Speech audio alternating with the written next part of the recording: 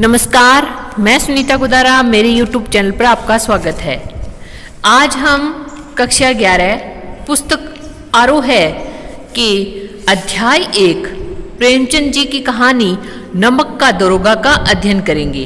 तो चलिए सबसे पहले हम जानते हैं प्रेमचंद जी का जीवन परिचय। इनका मूल नाम था धनपत राय। इनका जन्म हुआ 1880 में लम्ही ग्राम उत्तर प्रदेश में। इनकी प्रमुख रचनाएं हैं सेवा सदन, प्रेमाश्रम, रंगभूमि, निर्मला, कायाकल्प, गबन, कर्मभूमि और गोदान। ये इनके उपन्यास हैं।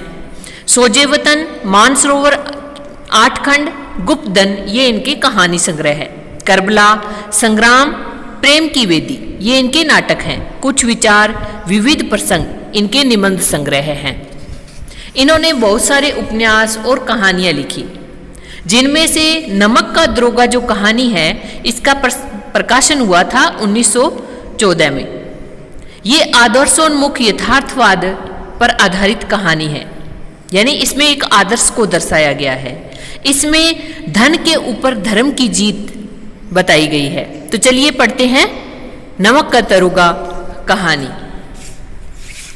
जब नमक का नया विभाग बना और ईश्वर प्रदत्त वस्तु के व्यवहार करने का निषेध हो गया।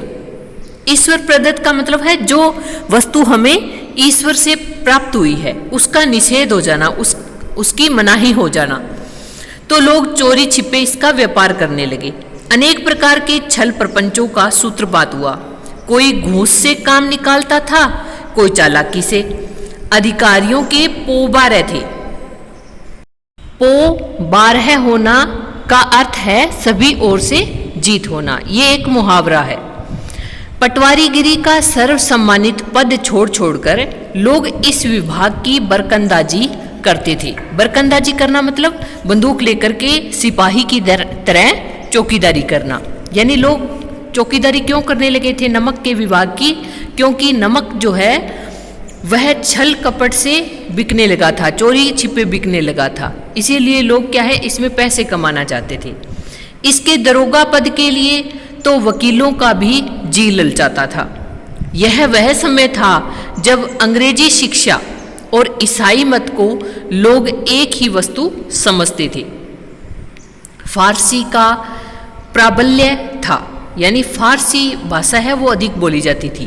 प्रेम की कथाएं और श्रृंगार रस के काव्य पढ़कर फारसिंदा लोग सर्वोच्च पदों पर नियुक्त हो जाया करते थे।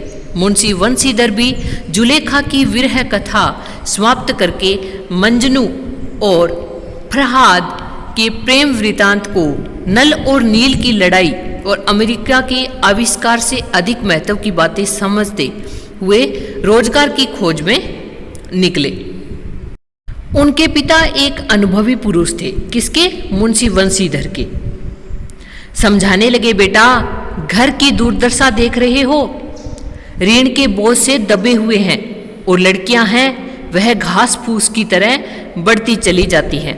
मैं कगारे पर का वृक्ष हो रहा हूं, न मालूम कब गिर पड़ूं, यानी मैं बुढ़ापे पर हूं और मेरा पता नहीं है कब मर जाऊं। अब तुम ही घर के मालिक मुख्तार हो। मालिक मुख्तार का एक ओहदा होता है जो कलेक्ट्री में वकील से कम दर्जे का वकील होता है, लेकिन वो क्या था, यानी तुम घर के मालिक मुख्तार हो। नौकरी में ओहदे की ओर ध्यान मत देना, यह तो पीर का मजार है। निगाह चढ़ावे और चादर पर रखनी चाहिए। ऐसा काम ढूंढना जहां कुछ ऊपरी आय हो। मासिक वेतन तो पूर्णमासी का चांद है जो एक दिन दिखाई देता है और घटते घटते लुप्त हो जाता है। ऊपरी आय बहता हुआ स्रोत है जिसमें सदैव प्यास बुझती है। वेतन मनुष्य देता है, इसी से उसमें वृद्धि नहीं होती।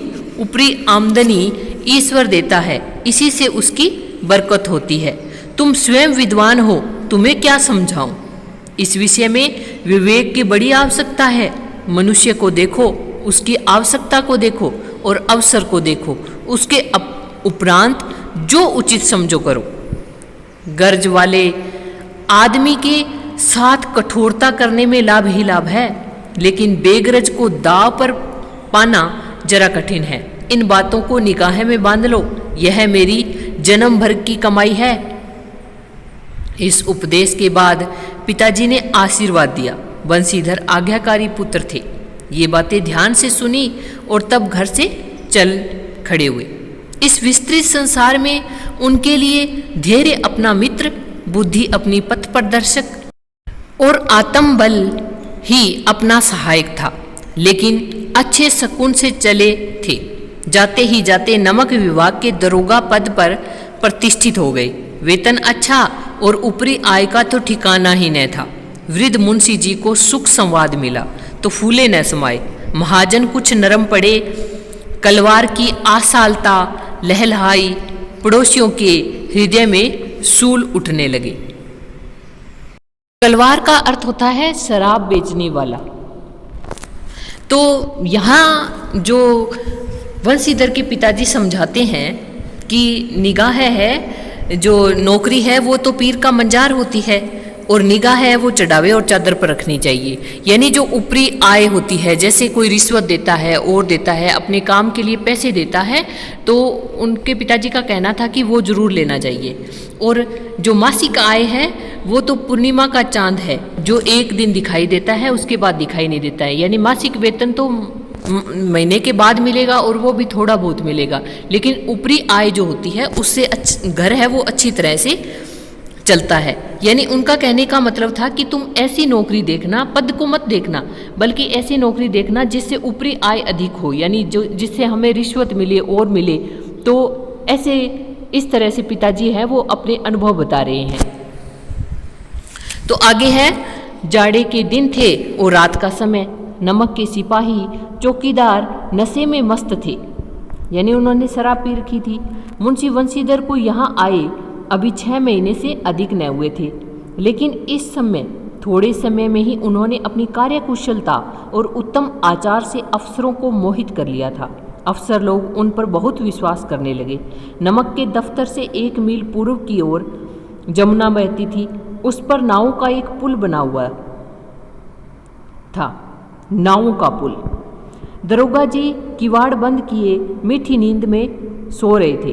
अचानक आंख खुली तो नदी के प्रवाह की जगह गाड़ियों की गड़गड़ाहट तथा मलाहों का कोलाहल सुनाई दिया। मलाह जो नाव चलाते हैं तो उठ बैठे।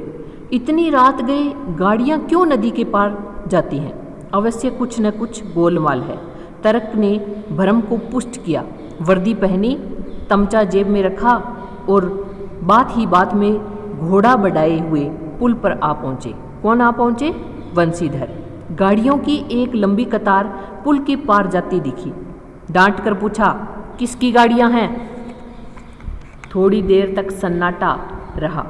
आदमियों में कुछ कानाफूसी हुई।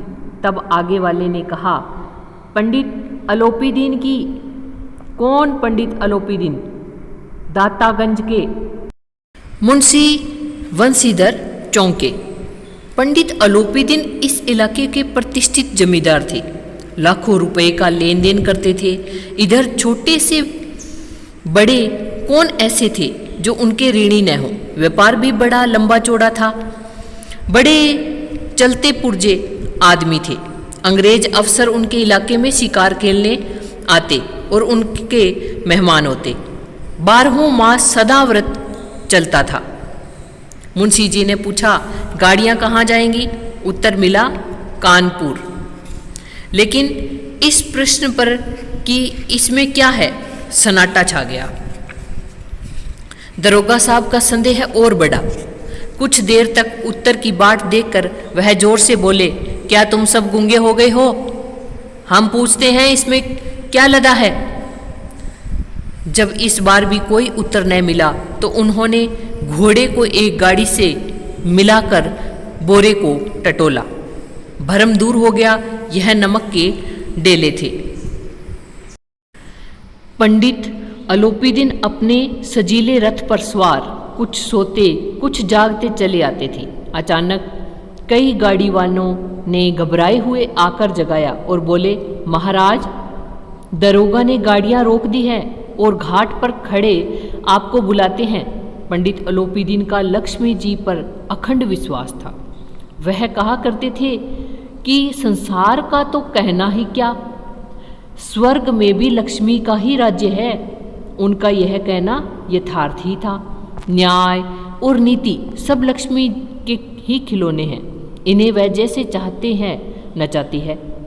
लेटे ही लेटे गर्व से बोले, चलो हम आते हैं। यह कर पंडित जी ने बड़ी निश्चिंता से पान के बीड़े लगाकर खाए।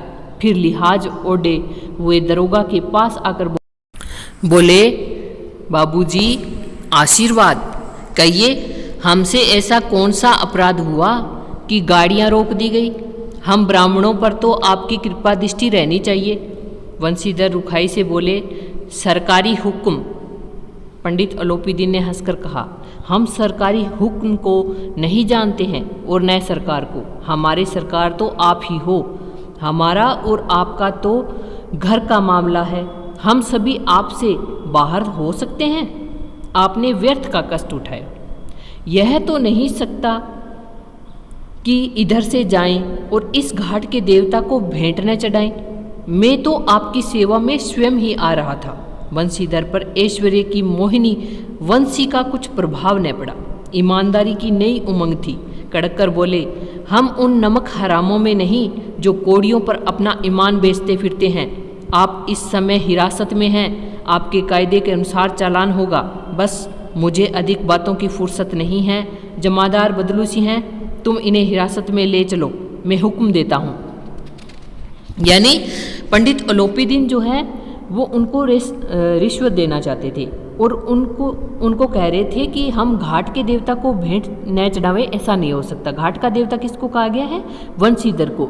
यानी वो उस रास्ते से गुजरते थे और वंशीधर है वहाँ के दरोगा थे, उनकी वहाँ की निगरानी करना उनका फ़र्ज था। तो वो बोले कि हम यहाँ से गाड़ियाँ लेके जा रहे हैं, इसका मतलब हम आपको पैसा भी देंगे। लेकिन उन्होंने वंशीधर ने रिश्वत अस्वीकार कर दी और बदलू सिंह से कहा कि आप अलोपीदीन को हिरासत में ले लो। पंडित अलोपीदीन स्तंभित हो गए। गाड़ी वालों में हलचल मच गई। पंडित जी के जीवन में कदाचित यह पहला ही अवसर था कि पंडित जी को यह ऐसी कठोर बातें सुननी पड़ी। बदलू सिंह आगे बढ़ा, किंतु रोब के मारे यह साहस न हुआ कि उनका हाथ पकड़ सके। किसका? अलोपीदीन का। पंडित जी ने धर्म को धन का ऐसा निरादर करते कभी न देखा था। विचार किया, यह अभी उदंड लड़का है, माया मोह के जाल में अभी नहीं पड़ा, अलहड़ है, झिझकता है। बहुत दीन भाव से बोले, बाबू साहब ऐसा न कीजिए, हम मिट जाएंगे, इज्जत धूल में मिल जाएगी। हमारा अपमान करने से आपके हाथ क्या आएगा? हम किसी तरह आपसे बाहर थोड़े ही हैं। वंशीधर ने कठोर स्वर में कहा, हम ऐसी बात नहीं सुनना चाहते। अलोपीदीन ने जिस सहारे को चट्टान समझ रखा था, यानी धन को, वह पैरों के नीचे से खिसकता हुआ मालूम हुआ। स्वाभिमान और धन ऐश्वर्य को कड़ी चोट लगी, किंतु अभी तक धन की सांख्यिक शक्ति का पूरा भरोसा था। वह अपने मुख्तार से बोले, लाला जी 1000 के नोट बाबू साहब को भेंट करो, आप इस समय भूखे सिंह हो रहे हैं। किसने कहा? अलोपीदीन ने। बंशीधर ने गर्म होकर कहा, 1000 नहीं, 1,00,000 भी मुझे सच्चे मार्ग से नहीं हटा सकते। धर्म की इस बुद्धिहीन दृढ़ता और देव दुर्लभ त्याग पर मन बहुत झुंझलाया। धर्म किसको कहा गया है? वंशीधर, जो अपने कर्तव्य क्या निर्वाह कर रही थी। अब दोनों शक्तियों में संग्राम होने लगा। धन ने उछल उछल कर आक्रमण करने शुरू किए। यानी अलोपीदीन, जो धन कहा गया है, जिसको धन बताया गया है, जो धन के आधार पर कुछ भी खरीद सकता है, किसी का ईमान भी, और वंशीधर को धर्म बताया गया है। तो 1 से 5, 5 से 10, 10 से 15 और 15 से 20,000 तक नौबत पहुंची। किंतु धर्म अलौकिक वीरता के साथ इस बहुसंख्यक सेना के सम्मुख अकेला पर्वत की भांति अटल अविचलित खड़ा था। अलोपीदीन निराश होकर बोले, अब इससे अधिक मेरा साहस नहीं, आगे आपको अधिकार है। वंशीधर ने अपने जमादार को ललकारा। बदलू सिंह मन में दरोगा जी को गालियां देता हुआ पंडित अलोपीदीन की ओर बढ़ा। पंडित घबराकर 2-3 कदम पीछे हट गए। अत्यंत दीनता से बोले, बाबू साहब, ईश्वर के लिए मुझ पर दया कीजिए, मैं 25,000 पर निपटारा करने को तैयार हूँ। असंभव बात, 30,000 पर किसी तरह भी संभव नहीं। क्या 40,000 पर भी नहीं? 40,000 नहीं, 40 लाख पर भी असंभव है। बदलू सिंह, इस आदमी को अभी हिरासत में ले लो, अब मैं एक शब्द भी नहीं सुनना चाहता। किसने कहा ये? वंशीधर ने। धर्म ने धन को पैरों तले कुचल डाला। अलोपीदीन ने एक हष्ट पुष्ट मनुष्य को हथकड़ियां लिए हुए अपनी तरफ आते देखा। चारों ओर निराश और कातर दृष्टि से देखने लगे। इसके बाद एकाएक मूर्छित होकर गिर पड़े।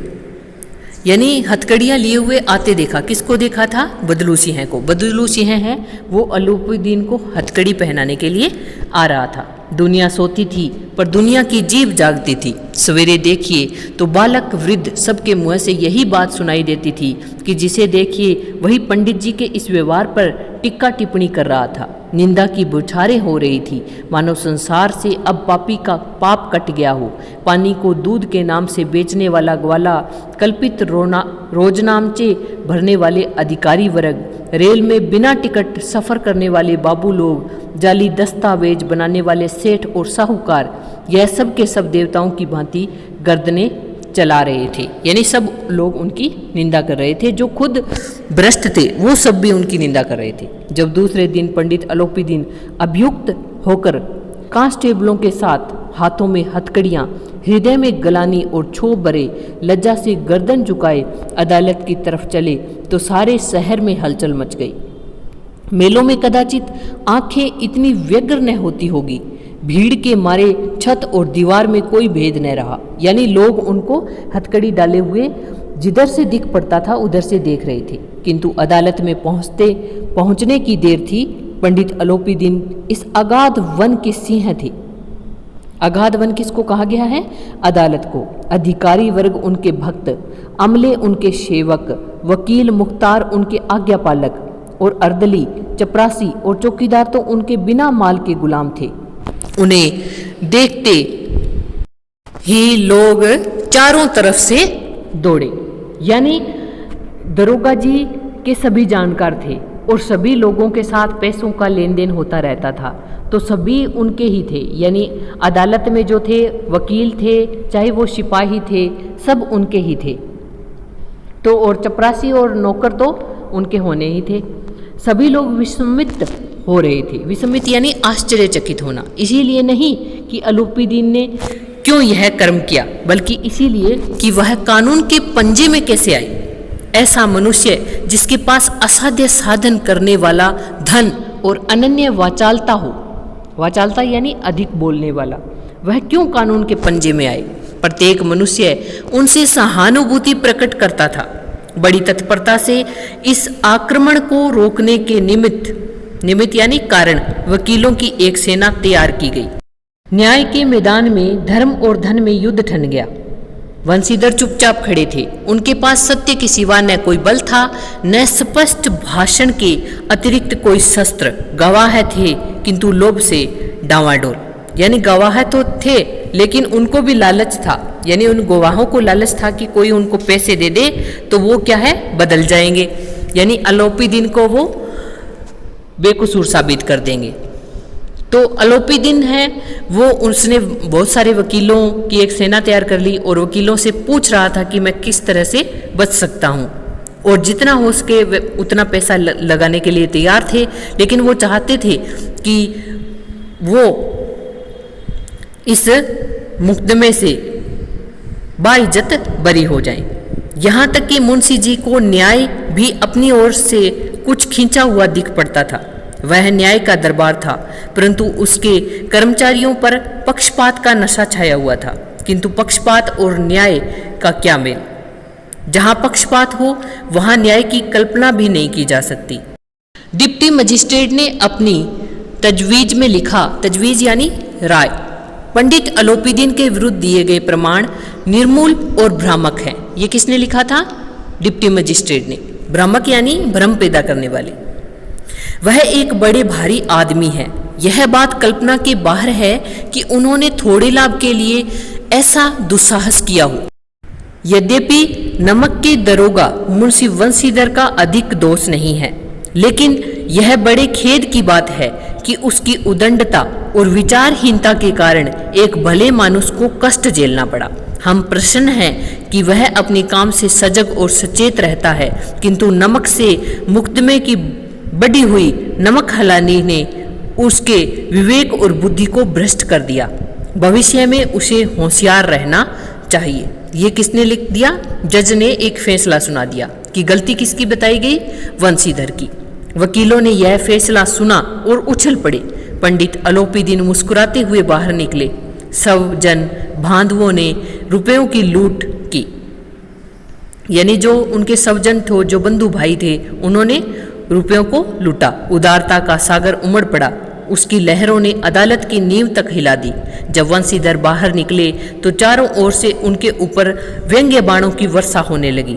चपरासियों ने झुक झुक कर सलाम किए, किंतु इस समय एक एक कटु वाक्य, एक एक संकेत उनकी गर्वाग्नि को प्रज्वलित कर रहा था। कदाचित इस मुकदमे में सफल होकर वह इस तरह अकड़ते हुए न चलते। आज उन्हें संसार का एक खेदजनक विचित्र अनुभव हुआ। न्याय और विद्वता, लंबी चौड़ी उपाधियां, बड़ी बड़ी दाढ़ियां और ढीले चोगे एक भी सच्चे आदर के पात्र नहीं है। यानी जो लोग सामने दिख रहे हैं, जिन लोगों से यानी अलोपीदीन को लग रहा था कि वो मुकदमा जीत गए हैं, लेकिन फिर भी वो खुश नहीं थे, क्योंकि उन्हें लग रहा था कि उन्होंने जो कुछ पैसे के बल से किया है वो सही नहीं है। वंशीधर ने धन से बेर मोल लिया था, उसका मूल्य चुकाना अनिवार्य था। कठिनता से एक सप्ताह बीता होगा कि मुअत्तली का परवाना आ पहुंचा। कार्यपरायणता का दंड मिला, यानी कार्य का निष्पादन जो उसने ईमानदारी से किया था उसका उसको दंड मिला। बेचारे भग्न हृदय, शोक और खेद से व्यथित घर को चले। बूढ़े मुंशी जी तो पहले से ही कुड़बुड़ा रहे थे कि चलते चलते इस लड़के को समझाया था, लेकिन इसने एक न सुनी। सब मनमानी करता है। हम तो कलवार और कसाई के तगादे सहें बुढ़ापे में भक्त बनकर बैठे और वहाँ बस वही सूखी तनख्वाह है। हमने भी तो नौकरी की है और कोई ओहदेदार नहीं थे, लेकिन काम किया, दिल खोल कर किया, और आप ईमानदार बनने चले हैं। घर में चाहे अंधेरा हो, मस्जिद में अवश्य दिया जलाएंगे। यानी यह एक उन्होंने मुहावरा दिया है कि घर में चाहे अंधेरा रहे, यानी घर में चाहे पैसा न आए, लेकिन ईमानदारी जरूर करेंगे। खेद ऐसी समझ पर पढ़ना लिखना सब अकार्थ गया। इसके थोड़े ही दिनों बाद जब मुंशी वंशीधर इस दुरावस्था में घर पहुंचे और बूढ़े पिताजी ने समाचार सुना तो सिर पीट लिया। बोले, जी चाहता है कि तुम्हारा और अपना सिर फोड़ लूं। बहुत देर तक पछता कर हाथ मलते रहे। क्रोध में कुछ कठोर बातें भी कही, और यदि बंशीधर वहां से टल न जाते तो अवश्य ही यह क्रोध विकट रूप धारण करता। यानी उनको बूढ़े पिताजी ने बहुत बातें कही, बहुत डांटा। वृद्धा माता को भी दुख हुआ। जगन्नाथ और रामेश्वर यात्रा की कामनाएं मिट्टी में मिल गई। पत्नी ने तो कई दिनों तक सीधे मुंह से बात भी नहीं की। यानी वंशीधर की नौकरी चली गई। यानी ईमानदारी से नौकरी करने का उन्हें दंड मिला। क्या दंड मिला? कि उनको नौकरी से हमेशा के लिए हटा दिया गया। तो बूढ़े पिताजी थे, वो भी दुखी हुए। उनका कहना था कि अगर तुम रिश्वत लेकर काम करते तो घर भी अच्छे से चल सकता था, लेकिन तूने ऐसा नहीं किया। वृद्ध माता चाहती थी कि वह जगन्नाथ और रामेश्वर की यात्रा करेगी, क्योंकि बेटा है वो नौकरी लग चुका है, लेकिन उनकी कामनाएं हैं वो भी मिट्टी में मिल गई, और पत्नी है वो भी नाराज हो गई। इसी प्रकार एक सप्ताह बीत गया। संध्या का समय था। बूढ़े मुंशी बैठे राम नाम की माला जप रहे थे। इसी समय उनके द्वार पर सजा हुआ रथ आकर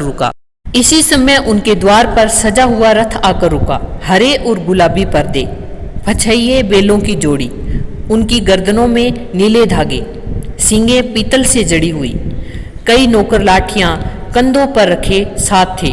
मुंशी जी आगवानी को दौड़े। देखा तो पंडित अलोपीदीन हैं। झुककर दंडवत की और लल्लो चप्पों की बातें करने लगे। हमारा भाग्य उदय हुआ जो आपके चरण इस द्वार पर आए। आप हमारे पूज्य देवता हैं, आपको कौन सा मुँह दिखावें। मुँह में तो कालिख लगी हुई है, किंतु क्या करें, लड़का अभागा कपूत है, नहीं तो आपसे क्यों मुँह छिपाना पड़ता।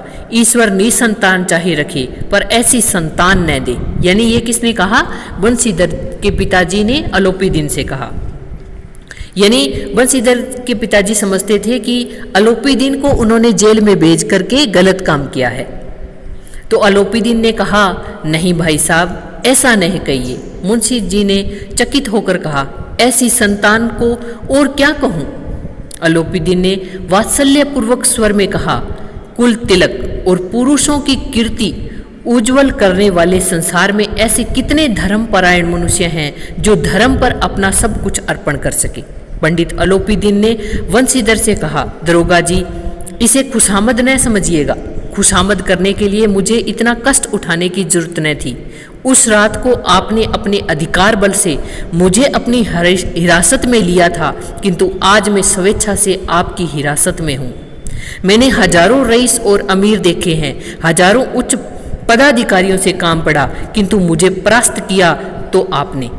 मैंने सबको अपना और अपने धन का गुलाम बनाकर छोड़ दिया। मुझे आज्ञा दीजिए कि आपसे कुछ विनय करूं।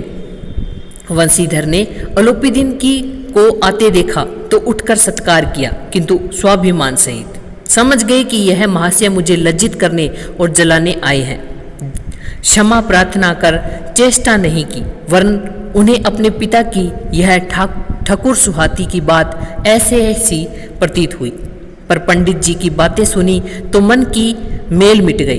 पंडित जी की ओर उड़ती हुई दृष्टि से देखा, सद्भाव झलक रहा था। गर्व ने अब लज्जा के सामने सिर झुका दिया। शर्माते हुए बोले, यह आपकी उदारता है जो ऐसा कहते हैं। मुझसे जो कुछ अविन्य हुई है उसे क्षमा कीजिए। मैं धर्म की बेड़ी में जकड़ा हुआ था, नहीं तो वैसे मैं आपका दास हूँ। जो आज्ञा होगी वह मेरे सिर माथे पर। ये किसने कहा? वंशीधर ने कहा। यानी एक पल के लिए तो वंशीधर को लगा कि अलोपीदीन है वो उसको जैसे उस लज्जित करने के लिए, उसको जलाने के लिए आए हैं। लेकिन जब उन्होंने वंशीधर से ये कहा कि मैंने तो हजारों रईस और अमीर देखे हैं, बहुत सारे उच्च पदाधिकारी भी देखे हैं जो धन से परास्त हो गए, यानी जिनको मैंने धन से अपना गुलाम बना लिया था, लेकिन आप ऐसे थे जिनसे मैं हार गया। अलोपीदीन ने विनीत भाव से कहा, नदी तट पर आपने मेरी प्रार्थना नहीं स्वीकार की थी, किंतु आज स्वीकार करनी पड़ेगी। वंशीधर बोले, मैं किस योग्य हूँ, किंतु जो कुछ सेवा मुझसे हो सकती है उसमें त्रुटि न होगी। अलोपीदीन ने एक स्टाम्प लगा हुआ पत्र निकाला और उसे वंशीधर के सामने रखकर बोले, इस पद को स्वीकार कीजिए और अपने हस्ताक्षर कर दीजिए। मैं ब्राह्मण हूँ, जब तक यह सवाल पूरा न कीजिएगा द्वार से न हटूंगा। मुंशी वंशीधर ने उस कागज को पढ़ा तो कृतज्ञता से आंखों में आंसू भर गए। पंडित अलोपीदीन ने उनको अपनी सारी जायदाद का स्थायी मैनेजर नियत किया था। 6000 वार्षिक वेतन के अतिरिक्त रोजाना खर्च अलग, सवारी के लिए घोड़े, रहने को बंगला, नौकर चाकर मुफ्त।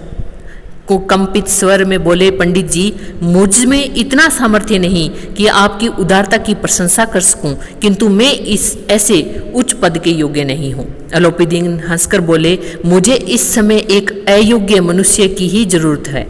वंशीधर ने गंभीर भाव से कहा, तो मैं आपका दास हूँ। आप जैसे कीर्तिवान सज्जन पुरुष की सेवा करना मेरे लिए सौभाग्य की बात है, किंतु मुझ में न विद्या है, न बुद्धि, न वह स्वभाव जो इन त्रुटियों की पूर्ति कर देता है। ऐसे महान कार्य के लिए एक बड़े मर्मज्ञ अनुभवी मनुष्य की जरूरत है। अलोपीदीन ने कलमदान से कलम निकाली और उसे वंशीधर के हाथ में देकर बोले, न मुझे विद्वता की चाह है, न अनुभव की, न मर्मज्ञता की, न कार्यकुशलता की। इन गुणों के महत्व का परिचय खूब पा चुका हूँ। अब सौभाग्य और सुअवसर ने मुझे वह मोती दे दिया है जिसके सामने योग्यता और विद्वता की चमक फीकी पड़ गई है। मोती किसे कहा है? वंशीधर को। जिसके सामने योग्यता और विद्वता की चमक फीकी पड़ गई है, यह कलम लीजिए, अधिक सोच विचार न कीजिए, दस्तखत कर दीजिए। परमात्मा से यही प्रार्थना है कि वह आपको सदैव वही नदी के किनारे वाला बेमुरोवत, उदंड, कठोर परंतु धर्मनिष्ठ दरोगा बनाए रखे। वंशीधर की आंखें डबडबा आई। हृदय के संकुचित पात्र में इतना एहसान न समा सका। एक बार फिर पंडित जी की ओर भक्ति और श्रद्धा की दृष्टि से देखा और कांपते हुए हाथ से मैनेजर के कागज पर हस्ताक्षर कर दिए। अलोपीदीन ने प्रफुल्लित होकर उन्हें गले लगा लिया। तो आशा करती हूँ आपको ये कहानी अच्छी लगी होगी। अगर अच्छी लगी तो मेरे चैनल को सब्सक्राइब करें, लाइक करें और शेयर करना ना भूलें। Thank you.